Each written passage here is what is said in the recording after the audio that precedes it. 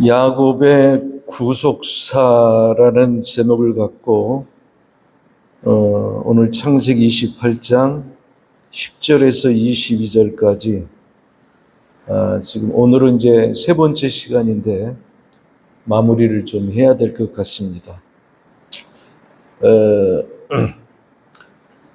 야곱이 이 브엘세바에서 이제 출발하죠. 브엘세바에서 어디로 출발을 하냐면은 하란이라고 하는 곳으로 갑니다.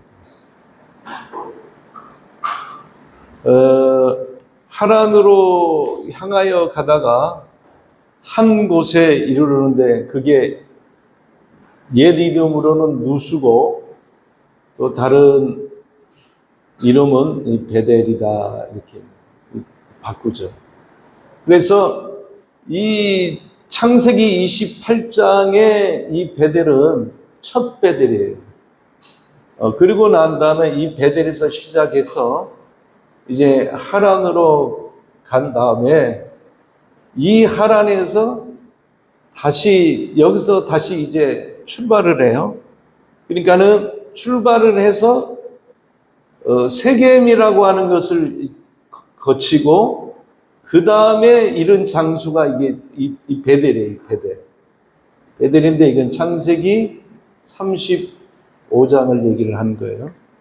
자, 야곱의 생애를 한번 좀 깊게 묵상을 해보면은 브엘세바에서 출발해서 하란까지 이제 도착을 해요.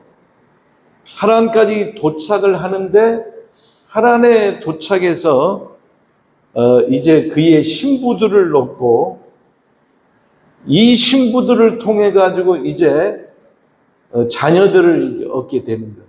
자녀들을 얻게 되는데 이 자녀들을 얻는 것 가운데서 여기서 이제 성경을 보니까는 요셉을 딱 낳아요. 요셉을. 누구를 통해서 요셉을 낳냐면은 라헬을 통해서 요셉을 딱 낳자마자 성경에 보니까는 요셉을 딱 낳고 난 다음에 이 하란에서 출발해서 아버지가 있는 이 가나안 땅으로 출발을 하려고 계획을 잡아요. 그러니까는 10명의 자녀를 낳을 동안도 그런 생각을 안 하다가 요셉이라고 하는 11번째 자녀를 낳고부터는 이제 하란을 이제 출발해서 아버지 집으로 가야 되겠다라고 하는 생각을 가져요.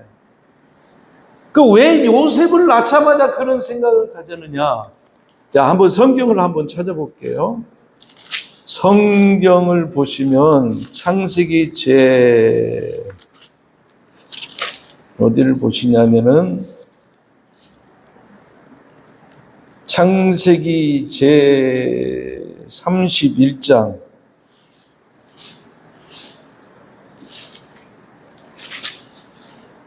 창세기 제 31장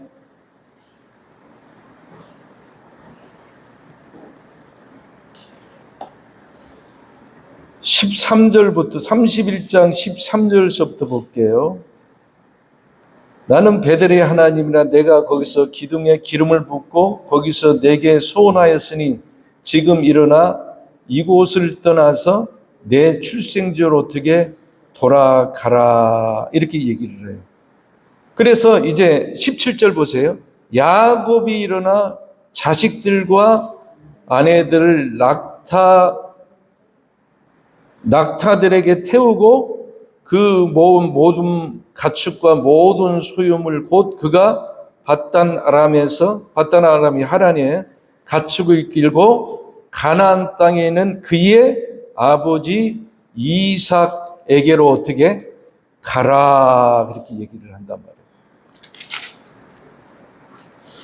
그러니까는 요셉을 낳고 난 다음에 하나님이 야곱에게 나타나가지고 아버지가 있는 그곳으로 어떻게 가라고 얘기했어요. 자, 브엘세바에서 첫 번째 출발할 때는 베델을 경험했고 그 다음에 하란에서 하나님의 음성이 또 들려줘서 이 하란을 출발해서 가라, 아버지 집에 있는 가라 할 때 창세기 35장에 두 번째 베델을 경험하게 되는 거예요. 자, 야곱에 있어서 첫 번째 베델과 두 번째 베델은, 첫 번째 베델은 아버지 집을 출발해서 어디로 가냐면은 하란 있는 곳으로 가는데, 이 하란 있는 곳으로 가는 것은 자기의 할아버지가 걸었던 그 길과 역순이에요. 역순, 역방향으로 가는 거예요. 그걸 한번 찾아보도록 하겠어요.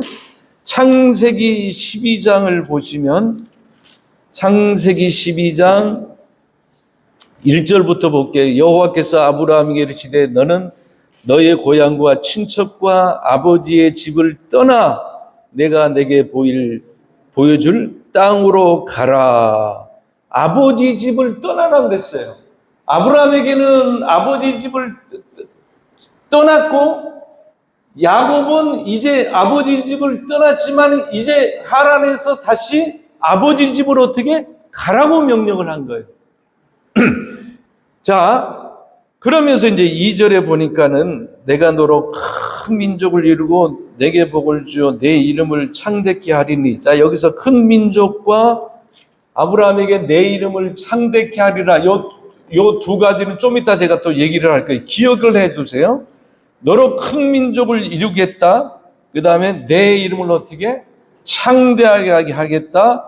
그러면서 이제 4절 보세요. 이 아브라함이 여호와의 말씀을 따라갔고 롯도 그와 함께 갔으며 아브라함이 하란을 떠날 때 75세였더라. 자, 아브라함은 하란에서부터 시작하죠.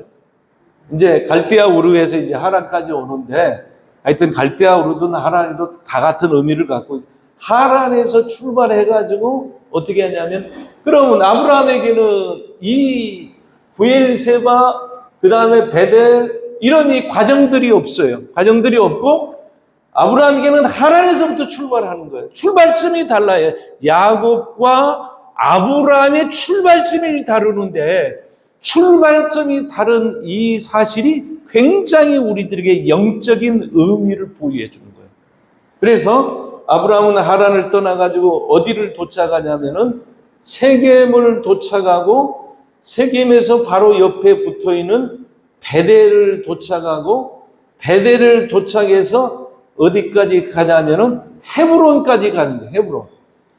자, 그러니까는 하란에서 빠져나와가지고 세겜, 베델, 더 깊은 가나안 땅 본지로 들어가는 거예요. 본지로 계속 들어가는데, 이게 하나님께서 우리 인생을 계획하는 첫 번째 목적이에요. 반드시 아브라함처럼 우리를 인도하고 야곱처럼 인도하는 거예요. 우리 인생을요.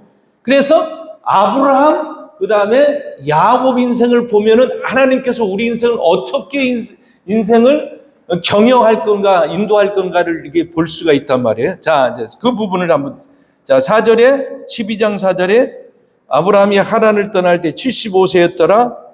그 다음에 5장 마지막 절에 보니까 마침내 가나안 땅에 들어갔더라. 6절, 아브라함이 그 땅을 지나 세겜 땅 모래 상수리 나무에 이르렀다. 자, 그러나 가나안 땅이 가나안 사람들이 그 땅에 거주했다. 그리고 자, 하란, 세겜, 그 다음 6절 봅니다. 거기서 베델 동쪽 산으로 옮겨 장막을 치니, 서쪽은 베델이요 동쪽은 아이라. 그가 그곳에서 제단을 쌓고 그곳 이름을 뭐라 그랬어요? 여호와의 이름을 어떻게 불렀더라. 이렇게 하고 난 다음에, 자 보세요. 하란, 세겜, 베델로 계속적으로 어떻게 가나안 땅의 본진 깊이 들어가는 거예요. 이 깊이 들어가서 이제 여기까지 지난 다음에 한번 아브라함도 하란과 같은 그런 걸 잠깐 경험하는데, 그게 어디예요? 애굽으로 내려갑니다. 애굽으로 내려갔다가 여기서 애굽에서 큰 재앙을 만나가지고 이제 애굽에서 이제 빠져나와가지고 어디를 가냐면, 자, 13장 1절 봅니다. 아브라함이 애굽에서 그와 그의 아내와 모든 소유와 녹과 함께 네겝으로 올라가니, 이 네겝은 남방을 얘기하는, 이스라엘 땅의 제일 밑에 있는 것을 네겝 남방이라고 얘기하는, 애굽과 접경 지역에 있는, 요 밑에는 이제 애굽이에요. 애굽과 접경 지역에 있는. 자, 2절, 아브라함에게 가축과 은과 금이 어떻게 풍부하였더라. 그가 네겝으로부터 길을 떠나 베델에 이르며 베델과 아이 사이에 전에 잘못된 것을 이르니, 4절 보세요. 그가 처음으로 어떻게 제단을 쌓은 것이라. 그가 거기서 여호와의 이름을 불렀더라. 그러면서 이제 14절 봅니다. 아브라함이 아브라함을 떠난 후에 여호와께서 아브라함에게 이르시되 너는 눈을 들어 너희 있는 곳에서 북쪽과 남쪽과 동쪽과 서쪽으로 보이는 땅을 내가 너와 내 자손에게 주니 영원히 이르리라. 내가 내 자손이 땅의 티끌 같게 하리니 사람이 땅의 티끌을 능히 셀칠때 내 자손도 셀. 일어나 그 땅을 정과 행위로 두루 당해보라. 내가 그것을 내게 주리라. 18절 봅니다. 이에 아브라함이 장막을 옮겨 어디에 이르렀다 그랬어요? 헤브론에 있는 마을. 이 헤브론. 그러니까 아브라함은 하란에서 출발해서 세겜과 베델을 지나서 어떻게 헤브론에 이르렀어요. 이게 이제 아브라함을 인도했던 첫 번째 인생의 그 방향이에요. 자, 이걸 이제 기억하고, 두 번째 인생의 그 방향이 있는데, 두 번째 인생의 방향은, 자, 야곱은 브엘세바에서 출발해가지고, 가나안 땅 본지에서 브엘세바에서 출발해가지고 어디를 도착하냐면은 베델을 도착하고, 베델을 도착한 다음에 그 다음에 베델을 도착해서 어디로 가는 거예요 지금? 하란으로 간단 말이에요. 그러니까는 아브라함의 역순으로 야곱은 어떻게 지금 가고 있다 말이에요. 여기까지 다 이해하셨죠? 자, 그러면은 아브라함의 최종 목적, 야곱의 최종 목적지가 어디냐? 최종 목적지가 어디냐? 창세기 35장을 보시면, 창세기 35장을 보세요. 35장을 보면, 자, 어디를 보시냐면은, 27절을 보세요. 27절을 보시면은, 야곱이, 기럇 아루바의 마므레로 가서 그의 아버지 이삭에게 이르렀으니, 기럇 아루바는 곧 아브라함과 이삭이 거류하던 어디라 그랬어요? 헤브론이다. 그러니까는 헤브론에 도착하게 되는 거예요. 자, 그러면은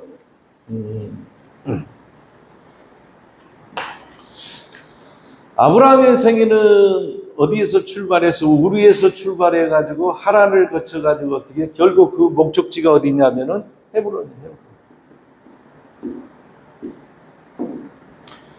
야곱의 출발점은 가나안에서 출발했지만 결국 어떻게 했냐면은 그의 목적지도 결국 어디예요? 역순이었지만, 하란으로 가라고 하는 역순이었지만 결국 그 목적지가, 최종 목적지가 어디예요? 헤브론이다. 이게 중요해요. 자, 아브라함의 세계는 꼭 뭐와 같냐면은, 이거는 불신자인 우리에게 하나님의 성령이 임해서, 그리고 어떻게 우리를 예수 믿게 해서, 칭의받게 하고 예수 믿게 해서 구원받게 하는, 뭘 강조하냐면 아브라함을 통해 가지고는 칭의를 강조합니다. 이게 첫 번째 길이에요.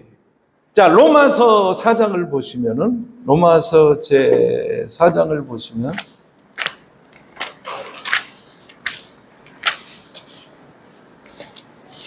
로마서 제 4장 1절부터 볼게요. 로마서 4장 1절. 그런즉 육신으로 우리 조상인 아브라함이 무엇을 얻었다리요. 자, 무엇을 얻었다리요. 얻은 것에 대한 초점을 주는 거예요. 바울은요, 지금. 만일 아브라함이 행위로서 의롭다 하심을 받았으면 자랑할 것이 있으려니와 하나님 앞에서는 없느니라. 성경에 무엇을 말하느냐? 아브라함이 하나님을 믿음에 그것이 그에게 어떻게 의로 여겨진 바 되었느니라. 자, 바울은 지금 아브라함을 얘기를 할 때 뭘 얘기하냐면 칭의, 다시 말해서 어떻게 하냐면은 예수를 믿음으로 어떻게 의롭다 된 이 칭의를 강조하는 거죠. 아브라함은요. 그래서 바울이 지금 복음을 전개할 때 먼저 칭의를 강조했고, 그 다음에 이제 저 뒤를 보시면 로마서 4장, 자 4장 이제 4절서부터 볼게요. 자, 칭의, 믿음으로 의롭다 할 때 이 칭의는 다시 말해서 일한 것이 없는 거예요. 그냥 얻어지는 거, 은혜로 얻어지는 거예요. 그래서 아브라함을 얘기할 때는 반드시 바울이 얘기하고 싶은 게 뭐냐면은 칭의를 강조하는 거예요. 행위가 아니고 은혜로 말미암아 우리가 의롭다함을 얻은 선물을 강조하는 거예요. 그 다음에 이제 또 바울이 두 번째 인물을 얘기하는 거예요. 두 번째 인물이 뭐냐면 다윗이에요, 다윗. 자, 4절에 보세요. 일하는 자에게는 그 삭시 은혜로 여겨지지 아니하고 보수로 여겨지거니와 일을 아니할지라도 경건하지 아니한 자를 의롭다 하시는 일을 믿는 자에게는 그의 믿음으로 여기시나니 일한 것이 없이 하나님께 의로 여기심을 받는 사람의 복에 대해서 다윗이 말한 바, 지금 아브라함을 통해서는 칭의, 일하지 않는 자에게 하나님께서 당신의 은혜를 쏟아 부어줬다, 이 칭의를 강조하고, 여기서 또 누구를 지금 언급하냐면 다윗을 얘기할 때는 어떻게 칭의의 다른 모습을 얘기해 주는 거예요. 다른 모습을 얘기해 주는데 6절, 일한 것이 없이 하나님께 의로 역심을 받는 사람의 복에 대해서 다윗이 말한 바, 불법이 사함을 받고 죄가 가려짐을 받는 사람은 어떻게 복이 있다. 주께서 그 죄를 인정하지 아니하실 사람은 복이 있도다 함과 같으니라. 이렇게 해가지고 다윗을 얘기할 때는 지금 뭘 강조하고 있어요? 죄 사함을 지금 강조. 칭의라고 할 때는 반드시 뭐가 따라오냐면은 죄 사함이 따라온다. 그러니까는 어떻게 우리가 믿음으로 하나님께 의롭게 된 사람에게는 하나님의 은혜가 부어지는데 어떤 은혜가 부어지냐면은 인간이 해결할 수 없는 이 죄 사함의 문제가 해결한다. 그래서 아브라함을 갈대아우로 하람 이런 것들이 다 뭐냐면은 죄를 상징하는 거예요, 다. 거기서부터 이게 빠져나오겠다, 이 아브라함에게는. 그래서 그 죄 사함을 강조하는 그 은혜를 하나님께서 베풀어 줬다라고 이 아브라함 생애를 통해 가지고 어떻게 얘기를 하고 있고, 그 다음에 야곱을 통해서는 야곱은 갈대아 우르에서 출발한 것이 아니라 아버지가 있는 그 가나안에서 출발했단 말이에요. 그럼 뭐와 같으냐면은 이스라엘 백성들이 신앙생활을 하다가 범죄해요. 범죄하게 되면 하나님께서 매를 들거든요. 매를 드는데 매를 들어도 말을 안 들으면 어떻게 하냐면은 그 땅에서부터 그를 어떻게 옮겨버려요. 첫 번째 옮겼던 것이 이 뭐냐면 바벨론으로 포로로 붙잡히는 거예요.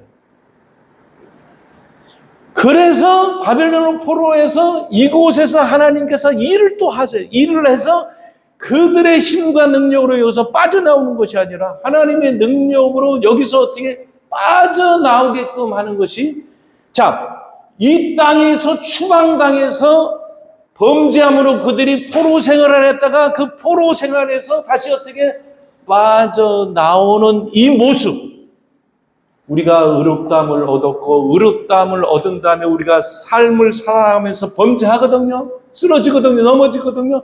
그때 이스라엘 백성들을 바벨론 포로로 붙잡혀가게 했던 것처럼, 아수르로 포로로 붙잡혀가게 했던 것처럼 그곳에서 살다가 하나님의 능력으로 그래서 빠져나오듯이 야곱의 생애가 아버지 밑에 있다가 범죄해서 여기서 추방당해서 어떻게 하냐면은 하란이라고 하는 그 땅에서 어떻게 하냐면 고난의 세월을 통해서 거기서 빠져나오는 것과 같은, 그래서 작은 출애굽을 좀 보여주고,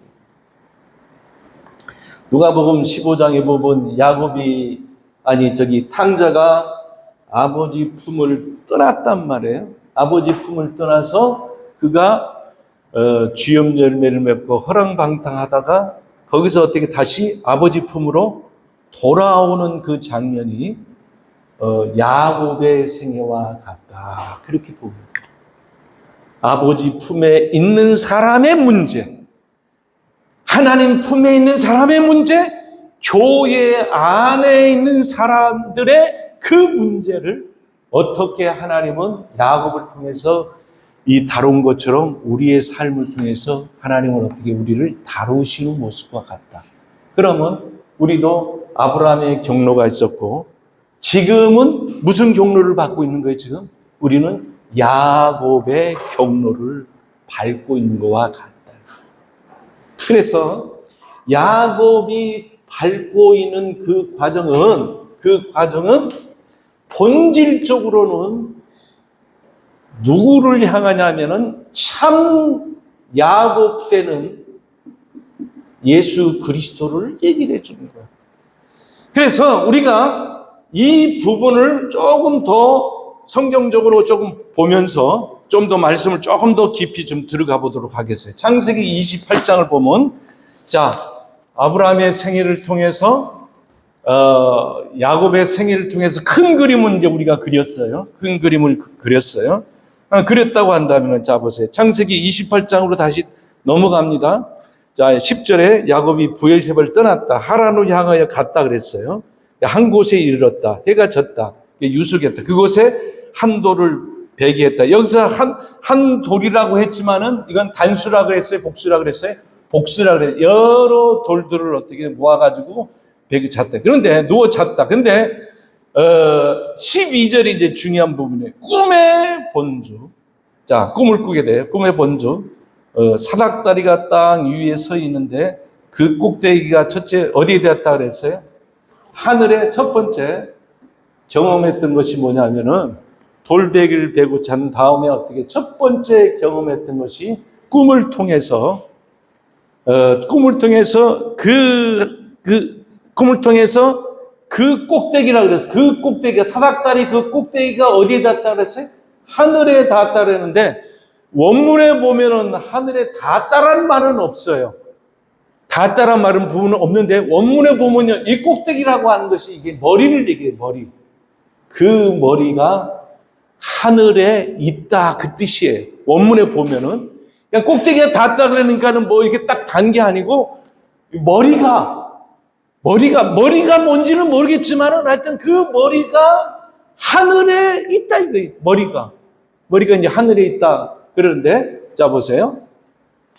이거와 정반대되는 사건이 창세기 11장을 보면은 자 창세기 11장을 넘어갑니다. 창세기 11장을 넘어가면은 자 1절부터 볼게요. 온 땅의 언어가 하나요 말이 하나였더라. 이에 그들이 동방으로 옮겨다가 시날 평지를 만나 거기 거류하며 서로 말하되 자 벽돌을 만들어 견고히 굽자 하고 이에 벽돌로 돌을 대신하고 역청으로 진흙을 대신하고 또 말하되 자 성과 탑을 건설하여 그 탑 꼭대기를 여기서 꼭대기도 나오죠. 이 꼭대기는 말 그 꼭대기가 아니고 머리를 얘기하는 거예요. 그 머리를 어떻게 하늘에 닿게 하여 그랬단 말이에요. 야곱이 경험했던 그 꿈에 경험했던 거냐면은 그 머리가 하늘에 있는 거예요. 그러니까는 본인이 닿게 하려고 노력한 게 하나 없어요. 그냥 하나님께서 그 꿈에 나타나셔서 그 꿈을 어떻게 야곱에게 보여줬어요. 하늘에 보니까 하늘이 열렸는데 그곳에 보니까 어떤 머리가 있다 이게 머리가. 그 머리가 이게 존재한 거예요. 그 머리를 본 거예요 야곱이 지금. 그런데 이 바벨탑을 쌓았던 이 사람들은 두 종류의 사람이에요. 어떤 사람이냐면 첫째 그 바벨 땅, 그 신할 땅, 지금 바벨론을 얘기하는 거예요. 신할 땅 사람과 그다음 두 번째 뭐냐면은 동방에서부터 온 사람이 있어요. 이게 이제 시간이 많이 가기 때문에 그런데 동방에서 온 사람들이 있는데 그 동방에서 온 사람들이 누구냐면 셈의 후예들이에요. 셈의 후예 가운데 욕단이라고 하는 후예가 있어요. 근데 이 욕단이라고 하는 이것을 다른 분들은 이 욕단이 이제 아시아 쪽으로 와가지고 우리나라 사람들의 그 이제 근원지가 되는데 이렇게 해석하는 사람이 있는데 그건 성경에 없는 얘기예요. 그거는 고고학으로 뭐 어떻게 추적해야 될지 몰라도 성경은 정확하게 이 셈의 후예 가운데 욕단이라고 하는 사람, 이 욕단이라고 하는 사람이 어디냐면 신할 땅으로 가는 거예요. 자, 그 부분을 조금만 좀 살펴볼게요. 자, 10장을 보세요. 10장에 보면은 자, 10장 21절 보세요. 21절 셈은 에벨 온 자손의 조상이다. 그렇게 해가지고 이제 25절 보세요. 에벨은 두 아들을 낳았다. 하나의 이름은 벨렉이고 그 땅이 세상이 어떻게 나뉘었다. 그의 아우의 이름 누구라 그랬어요? 욕단. 벨렉과 욕단이 지금 셈의 후예예요. 셈의 후예인데 이 벨렉 때에 어떤 일이 일어났다 그랬어요? 세상이 나누어졌다 그랬어요. 자, 그러면서 자 26절 욕단은 이렇게 나오죠. 알모닥과 셀렙과 하살 마윳과 예라와 아도람과 우살과 드글라와 오발과 아비 마엘과 스와와 오빌과 하일라와 요밥을 낳았으니 이들은 다 욕단이 어떻게 아들이요. 욕단을 얘기하는 거예요. 욕단과 욕단의 아들들을 얘기하는 거예요.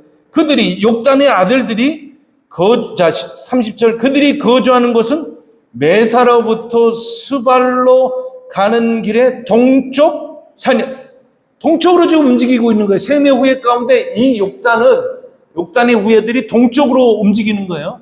동쪽으로 움직이다가 자 동쪽 산이었더라 그래서 31절 보세요. 이들은 셈의 누구라 그랬어요? 자손이 그 족속과 언어와 지방과 나라대로였더라. 그러면서 자 보세요. 11장 1절 보세요. 1절 온 땅에 언어가 하나요 말이 하나였더라. 이에 그들이 어디로 옮겼다 그랬어요? 동방으로 옮겼다 그랬어요. 그럼 여기서 그들은 누구를 얘기하냐면은 그들은 누구를 얘기하면 29절 보세요. 오빌과 하윌과 요밧을 낳았어요. 이들을 얘기하는 거예요. 욕단을 얘기한단 말이에요. 셈의 후예 가운데 벨렉과 욕단이 있는데 이 욕단이 아시아 쪽으로 간 게 아니라 신할 평지 쪽으로 가는 거예요. 그러니까 셈의 후예, 믿음의 셈의 후예들이 신할 땅으로 가는 거예요. 다시 봅니다. 11장 1절 온 땅에 언어가 하나요. 11장 1절 말이 하나였더라. 이에 그들이 여기서 그들은 동방으로 옮기다가 신할 평지를 만나 거기 거류했다 그랬어요. 그럼 거기서 그들이 누구를 얘기하는 거죠? 앞에 있는 욕단의 후예들을 얘기를 하는 거예요. 여기까지 이해하셨죠? 그래서 그들이 어디를 가냐면 신할 평지를 만나서 자 신할 평지는 원주민이 있었고 그 다음 누가 합류하게 되는 거예요? 셈의 후예들이 합류해가지고 어떤 종교적 건물을 짓는 거란 말이에요. 이게 지구라트예요. 최초의 지구라트가. 그래서 신전을 만든 거예요. 그러면서 그들이 뭐라 그러냐면은 자 3절 보세요.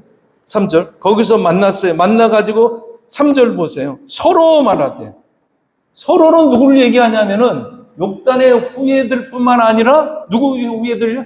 신할 땅에 있는 그 후예들을 얘기하는 거예요. 10장을 한번 볼까요? 창세기 10장을 보시면은 자, 창세기 10장 6절 보세요. 함의 아들은 이렇게 나오죠. 함의 아들이 몇 명이에요? 구수, 미스라임, 북과 가나안. 가나안 땅은 지금 누구의 후예들이 되는 거예요? 그러면 함의 후예들이 되는 거예요.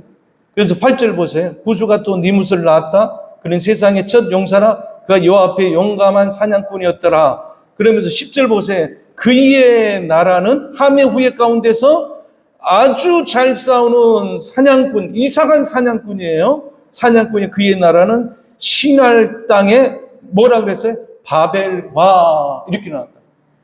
이 바벨탑의 문명의 발생지인 바벨탑의 시작은 어떻게 해서 이 바벨탑이 되고 바벨론이 되냐면은 구수라고 함의 후에 구수와 그 다음에 셈의 후에 욕단의 이 자녀들이 어떻게 합쳐져서 어떻게 하냐면 바벨탑을 만드는데 그 바벨탑의 첫 번째 목적이 뭐냐면, 자, 11장 다시 볼게요. 11장 4절에 보시면 또 말하되, 자, 성읍과 탑을 건설하여 그 탑 꼭대기를 어디에 닿게 하자? 하늘에 닿게 하자 그랬단 말이에요. 이게 첫 번째 목적이에요. 하늘에 닿게 하는 것이, 이 꼭대기가 어떻게 하늘에 닿게 하는 것이 목적이란 말이에요. 이게 바로 종교가 갖고 있는, 율법이 갖고 있는 기능이에요. 자기의 노력과 힘으로 어떻게 하냐면은 그 꼭대기를 어떻게 보고 싶은, 그 꼭대기 머리를 보고 싶은 거예요. 그런데 야곱에게는 어떻게 꿈에 나타나가지고 자기가 원하지도 않고 소원하지도 않고 기대하지도 않은데 어떻게 그 꼭대기 그 머리를 어떻게 봤단 말이에요. 어떤 우리가 갖고 있는 그 기능으로 머리를 보는 게 아니에요. 우리는 답을 다 알고 있어요. 그 머리가 누군지. 교회의 머리가 누구예요? 예수 그리스도를 얘기해요. 오늘 이 창세기 28장은 예수 그리스도를 설명하기 위해서 야곱에게 먼저 어떻게 하냐, 모형과 그림자로 나타나서 그에게 어떻게 보여준 거예요. 왜 그러냐면 계시는 점진성이기 때문에 그 계시가 어떻게 한꺼번에 다 계시가 선포되는 것이 아니라, 계시는 아브라함부터 시작해가지고 이제 믿음의 출발에서 아브라함 시작해가지고 그 계시는 계속적으로 어떻게 점진적으로 어떻게 확대되는 가운데서 야곱이 경험했던 그 계시는 일부분에 해당한데, 그 일부분이 예수를 만나면 그 일부분이 어떻게 해석이 되어진단 말이에요. 그래서 야곱은 그걸 깨달았던 거예요. 그래서 깨달았던 그 장소가 결국 뭐가 되냐면, 하나님이 여기 계시는 게 성전이다 이거예요. 진짜 성전이 누구를 얘기하겠어요? 요한복음 2장 19절에 보면 이 성전을 내가 사흘 만에 다시 세우는 거지. 새 창조의 역사를 일으키는데, 이 야곱은 새 창조의 역사를 일으키는 것을 멀리서 바라본 거예요. 참 야곱 대신 예수가 새 창조의 어떻게 성전을 짓는 거예요. 우리를 통해서 성전을 지어나가는 그런 일들을 한단 말이에요. 그런데 어떻게 그 꼭대기가, 이 바벨탑은 그 꼭대기가 하늘에 닿았다 그랬단 말이에요. 하늘에 닿아서 어떻게, 첫 번째 목적이 뭐냐. 자, 창세기 11장 그 다음 보세요. 자, 4절 볼게요. 또 말해야 자, 성읍과 탑을 건설해 그 탑 꼭대기를 하늘에 닿게 하여 누구의 이름을 내자? 우리의 이름을 내자. 자기의 이름을 내는 거예요. 자기의 이름을 내는 거예요. 그 다음에 어떻게? 그 다음 구절을 읽어보세요. 그 다음에 봅니다. 자, 말해야 돼. 성읍과 탑을 건설해 그 탑 꼭대기를 하늘에 닿게 하여 우리 이름을 내고 온 지면은 어떻게? 흩어짐을 면하자. 이렇게. 흩어지지 말자. 뭉치자 이거예요. 자, 바벨탑에 쌓았던, 그래서 믿는 사람과 믿지 않는 사람이 어떻게 혼합이 되어버린 거예요. 이 사건은 창세기 6장에 보면은 홍수 사건, 노아의 홍수 사건은 왜 일어나냐면, 하나님의 아들들이 세상의 딸들이 자기의 좋아함으로 결혼을 해서 혼합이 된 거예요. 자폰이 된 거라. 그래서 홍수 사건이 일어났고, 바벨탑 사건도 결국 믿는 자와 믿지 않는 자가 하나가 돼가지고 어떻게 바벨탑의 역사가 일어나, 지금의 언어의 혼잡이에요. 그러니까는 복음과 복음 비슷한 것과 섞이는 문제예요. 오늘날의 최고의 문제는 이단의 문제보다도 교회 안에서의 문제가 더 심각한 거예요.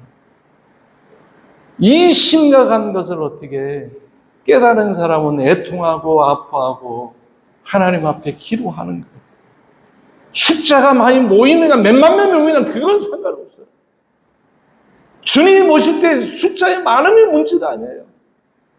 많이 모였으면 성령이 강하게 역사했으면 그렇게 됐다라고 하는 그 결과론, 수학적인 결과론 가지고 우리가 보면 성경과 부닥치는 게 너무 많아요. 그렇게 봐서는 안 돼요. 많고 적음의 문제가 아니고 섞였느냐 안 섞였느냐의 문제예요. 야곱의 생애를 통해 가지고 이 부회를 세워서 아버지에게 신앙생활을 했단 말이에요. 아버님도 신앙생활 했죠. 몇 년 신앙생활을 한지 아세요? 하나로 떠날 때 그의 나이가 77세예요.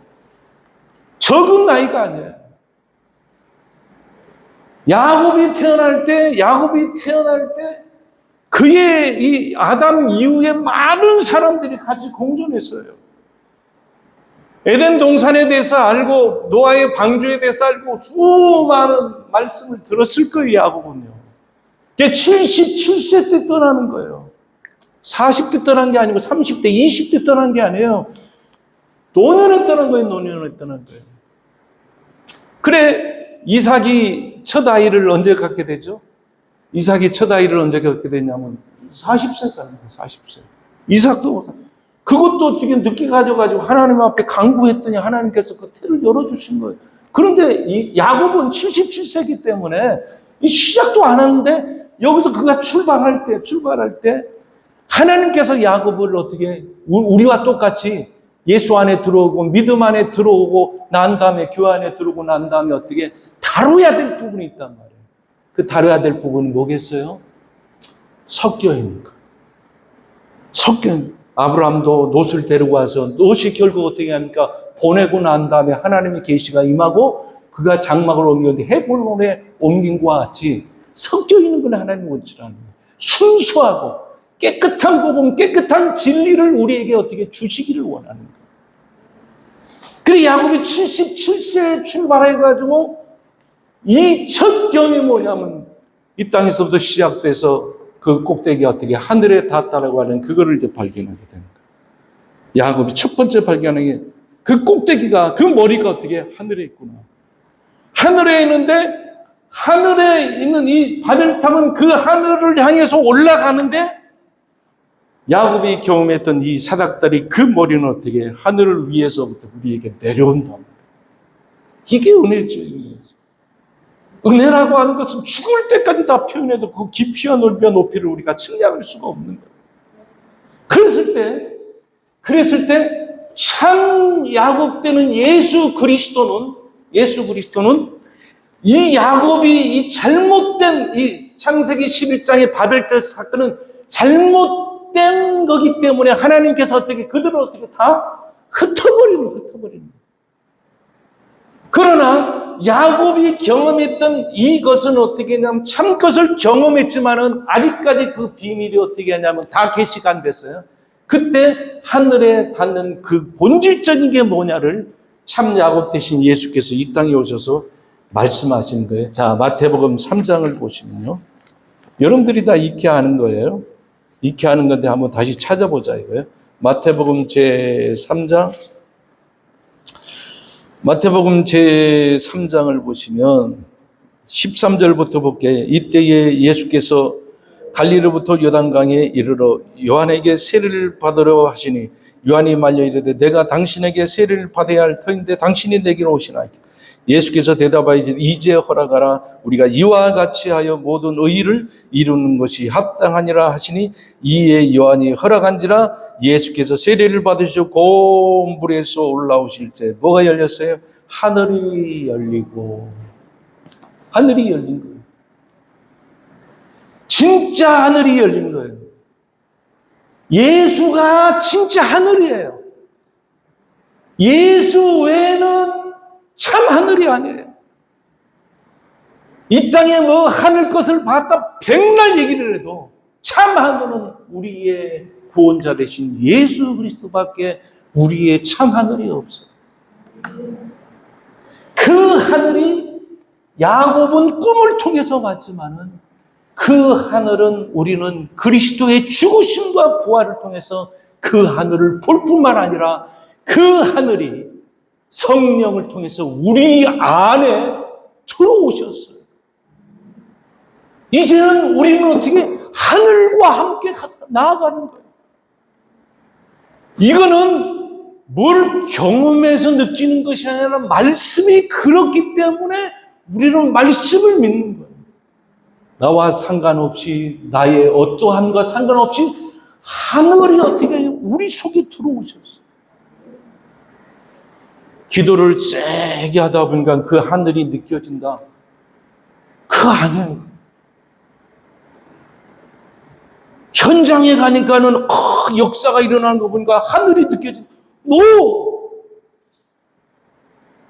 그거는 느낌을 통해서 주어지는 게 아니에요.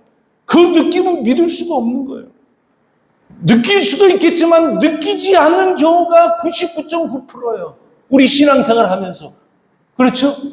이것을 우리가 뭘로 알아야 되겠어요? 말씀으로.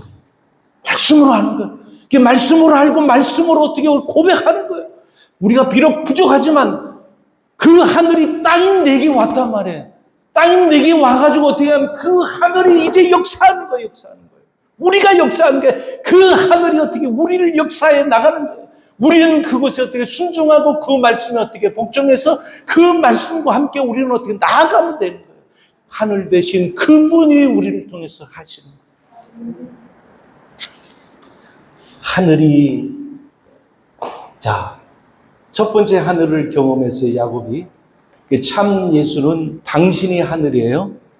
그 다음에 성경 12절부터 14절에 보니까 창세기 28절, 12절, 14절에 보니까는 내 누운 땅을 너와 내 자손에게 주리라. 그리고 내가 너를 영원히 떠나지 않는다. 그래서 하나님께서 은혜로, 조건이 아니에요. 이거는 은혜로 받는 거예요. 이거는 하나님이 함께하는 것을 어떤 조건을 우리가 어떻게 받을 수가 있겠어요? 은혜로 당신이 주어진 그 말씀을 우리에게 어떻게 주어질 때 우리가 믿음으로 아멘하고 받는 거죠. 네? 야곱이 그 소리를 들었어요. 한마디로 얘기하자면 어떤 음성이에요? 임마누엘. 그렇죠? 임마누엘. 하나님이 너와 함께 하신다. 임마누엘을 들은 거예요. 참 임마누엘이 누굽니까? 참 임마누엘이 누구예요? 마태복음 1장 21절에 보니까는 그 이름을 예수라. 예수의 이름이 뭐예요? 백성들의 죄를 용서하시고 사해 주시고. 23절에 보니까 어떻게 그 이름을 임마누엘이라. 하나님이 영원히 어떻게 우리와 함께한다. 예수의 이름이 어떻게 임마누엘. 바벨탑 사건은 자기 이름을 내려고 그랬지만 야곱이 경험했던 그 참 바벨탑은 누구의 이름을 낸 거예요? 임마누엘 대신 예수의 이름을 낸 거예요. 아브라함에게 내 이름을 창대케 하리라. 너는 복의 근원이 될지라 얘기했을 때 그 이름이 아브라함을 통해서 하늘의 별처럼 빛나는 그 임마누엘 대신 예수의 이름이 어떻게 전파될 것을, 믿음의 후손을 통해서 전파될 것을 우리에게 얘기합니다.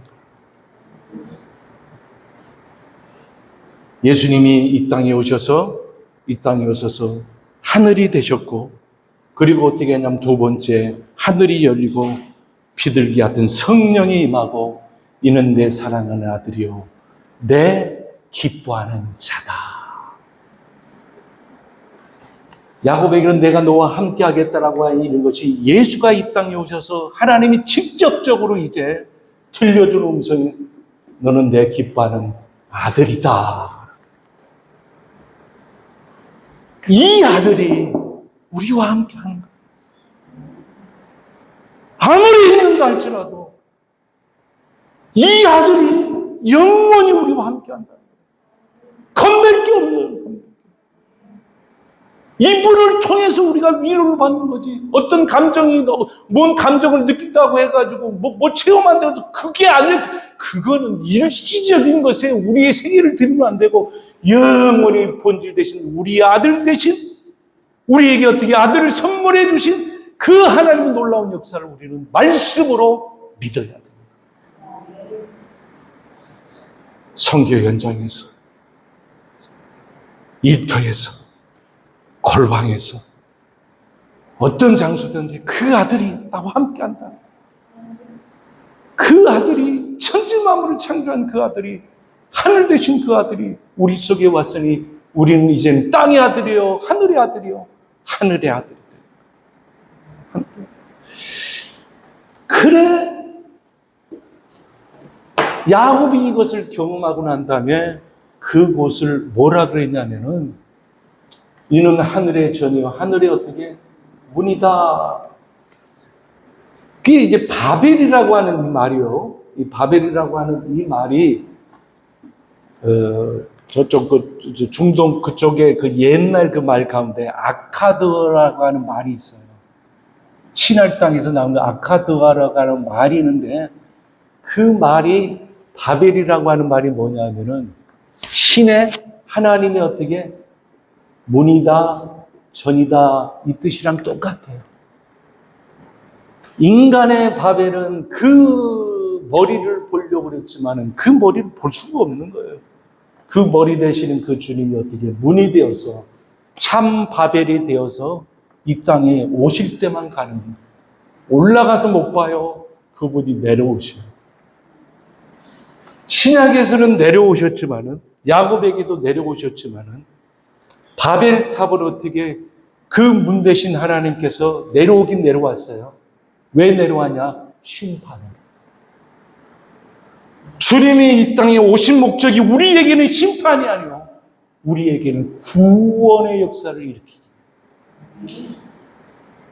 바벨탑의 역사는 우리의 이름을 내고 흩어짐을 어떻게 면하자. 그리고 그들을 어떻게 하나님이 내려와서 그들을 심판해서 다 흩어버렸지만은 이 심판을 하나님이 아브라함을 통해 가지고 어떻게 이 심판을 부분적으로 어떻게 면하는 거예요. 그래서 아브라함에게 어떻게 여기는 네 이름을 내지만 아브라함은 어떻게 내 이름을 어떻게 창대케 하린다. 이 바벨의 이 저주를 아브라함 생애를 통해서 어떻게 회복시키는 놀라운 역사. 그리고 어떻게 너로 큰 민족을 이루겠다라고 해요. 여기서는 흩어버렸으니까 어떻게 큰 민족을 이룰 수가 없는 거예요. 진리 안에서 복음 안에서만이 큰 민족이 되는 거예요. 예수가 있으면 그것이 큰 민족이에요. 아멘.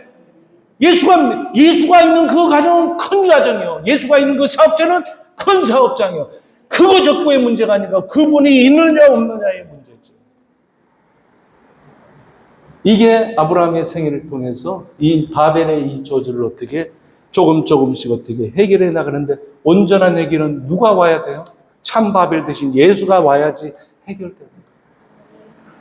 그러니까 우리는 예수가 온 인생들을 살기 때문에 이게 비록 연약하고 부족할지라도 그거는 나의 진짜 모습이 아니에요. 그렇죠?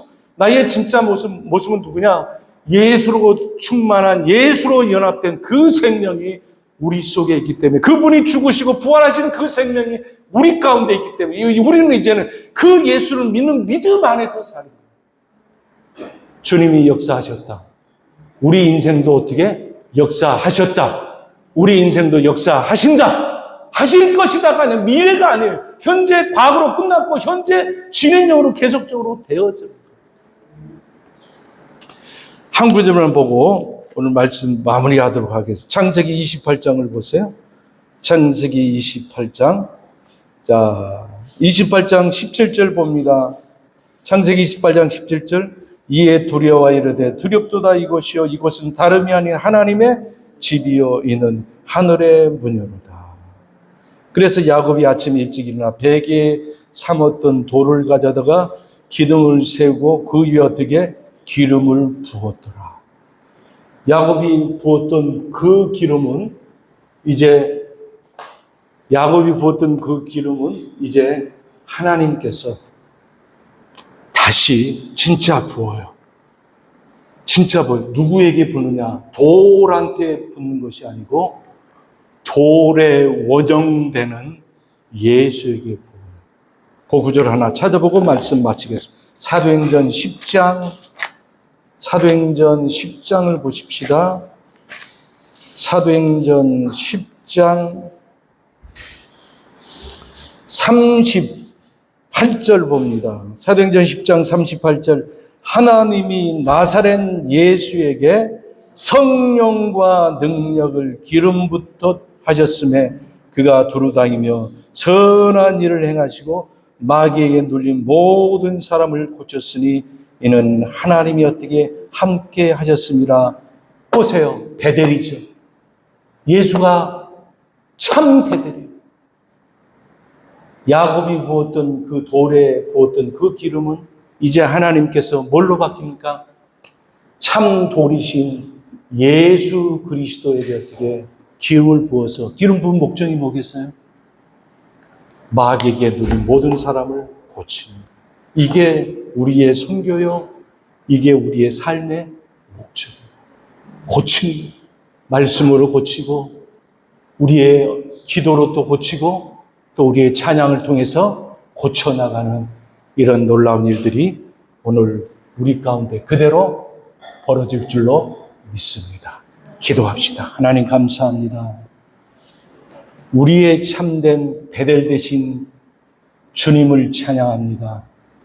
그 베델이 우리의 가슴 가운데 일어났고 또 그 베델의 역사를 우리의 삶 가운데 그대로 재현시키길 원하시는 주님 감사합니다.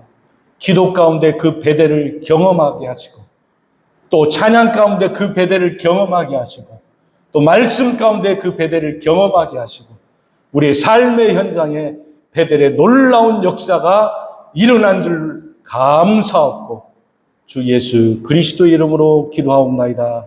아멘.